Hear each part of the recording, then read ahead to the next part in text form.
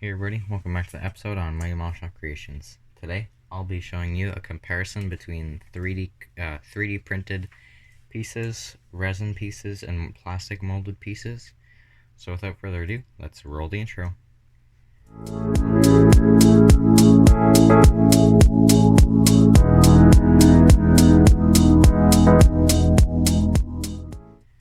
Alright, so to start off, I'll show you what I'm basing these items off of. So I have Texas 3D Customs. I'll be comparing that to the Model Car Garage resin stuff, I believe, and very nice cards. And also just normal plastic molding. So first off, I'm going to be comparing the carburetors. So this is the normal molded in carburetors on the on the chrome tree of the Soft Seal 57 Chevy Pro Sportsman kit by Revell. My dad's building that kit, I think, or he's planning to. I don't know. He always starts something and never finishes it. But that's what they look like. Kind of boring. And then I'll show you the Model Car Garage resin. So these were super expensive and very sought after when they were made. Back in the day. Yeah, back in the day. These ones. And then, yeah, it's just a resin piece. Kind of looks similar to the kit, but not. It's made by Metal Cast. I think it's like that pot metal. Pot metal. Yeah. And then, here's the resin. Or not the resin, the 3D printed one. Look at the detail on that.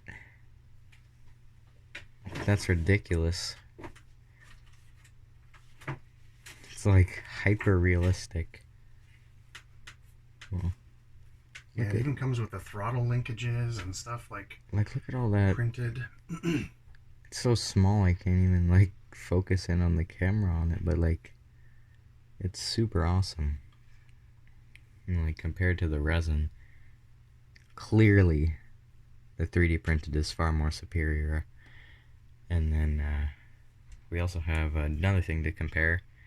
We got the what are these, high-rise intakes?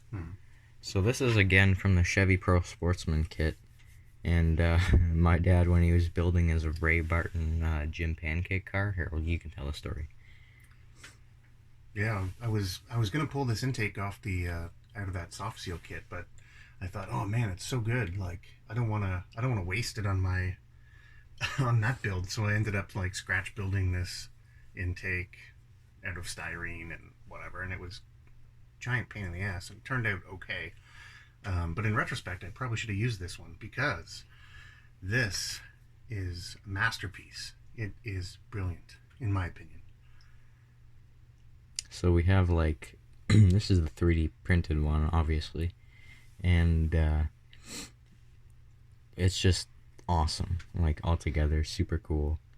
Look at the bolts on it. Focus, like that's crazy. Yeah, and then the wires, the fuel lines or nitrous lines or whatever you wanna hook them to are printed in there. It's unbelievable. I have no idea how that works. It's magic. Very incredible stuff. Again, this is Texas 3D Customs. He's super cool with his molding. I could do this too. I'll show you a comparison between a plastic grill, a resin cast grill after the plastic grill, and a 3D printed one. So this was from, I believe this is from the AMT kit. The AMT, is it 76? Ford F 250? Or 150? I don't know, one or the other. And you can see it's just no holes, just one piece of chrome plastic. Very not detailed, no holes. And then before I came up with that grill, because I actually have a 1974 F250, so I was, whenever the Firestone truck came out and all that stuff, like it of course has the later grill, like the 78, 79. So I managed to, because kits were impossible to find with this grill. So anyways, on the internet I found this resin piece somewhere, probably off eBay or something. And I was able to use this to kind of replicate my truck, a 74. But you'll see it's actually not as good as the original kit piece because there's some small bubbles and stuff like that in it. Um, Yeah, but and then we have, and then I ran across this, which is 3D printed. and it's actually more accurate to my dad's truck. Boom. Look at that. Some of the 3D printed stuff like the emblems, the F and the O, it's can't even focus. But you can see through it. It's so thin, which is crazy. And yeah, it's hollow. Well, not hollow, but you can see through it in certain pieces. And Yeah, and very. You probably could do like hollow out the grill and modify stuff with the plastic, but I mean, for the amount of time you're gonna spend trying to fix up something you're just not gonna get it as straight and as perfect as that 3D printed one. Yeah, I mean, I'm sure most of you know about 3D printing, but if not, I mean, I feel like people that know about 3D printing don't really understand how crazy it is that you can, because people like the model railroad builders, you can take something from real life, scan it, and then print it in small scale out of basically nothing with the use of a computer. And you know, they're sort of expensive in that I think I paid $25 for an engine and transmission. Um, there's the block. That's a Hemi block.